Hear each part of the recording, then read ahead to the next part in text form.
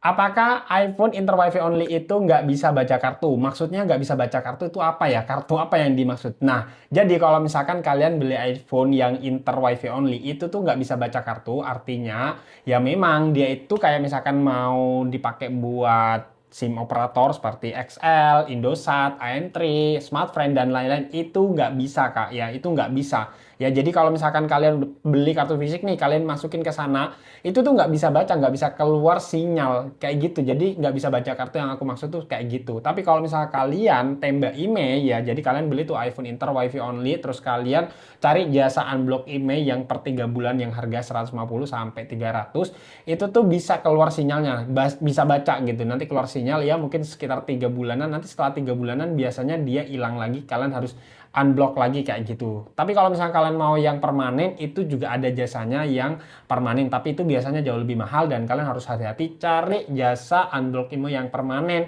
yang bisa ngasih garansi seumur hidup gitu ya. Jadi kalau misalnya kalian pikir-pikir dulu deh, kalau misalkan mau beli iPhone Inter WiFi only yang harganya memang murah, bisa selisih 4 juta, 3 juta itu dari misalkan kayak contoh, ini nih iPhone 13, ya ini iPhone 13 Pro yang harganya itu cuman aku beli 6 jutaan, padahal harga aslinya ya harga resminya atau harga yang ex iBox itu masih 10 sampai 11 juta. Aku cuma dapatnya 6 juta aja.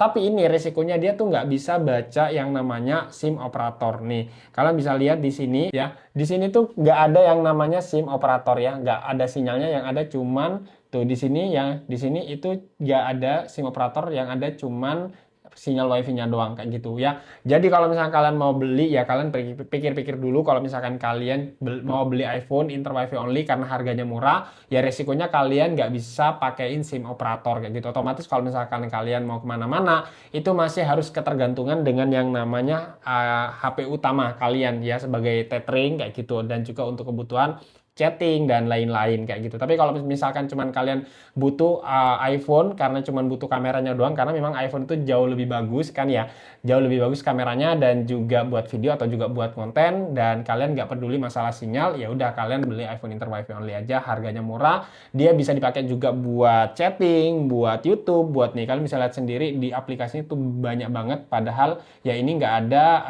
operatornya ya, SIM operatornya, dia nggak bisa pakai Smartfren, Indosat dan lain-lain, cuman pakai apa namanya wifi doang, tapi bisa seluruh aplikasi, jadi nggak ada bedanya ya, yang penting ada sinyal wifi-nya aja. Kalian mau main game ya main game, mau TikTok ya bisa, upload TikTok ya bisa, semuanya bisa, nggak ada problem sama sekali, cuman masalah kameranya doang ya. Kalau misalkan baterai, biasanya cuman masalah baterai itu suntikan tuh maksudnya sebenarnya sama aja, nggak ada problem sama sekali, bisa dipakai juga, bisa dicas berkali-kali juga, cuman persentase baterai health-nya itu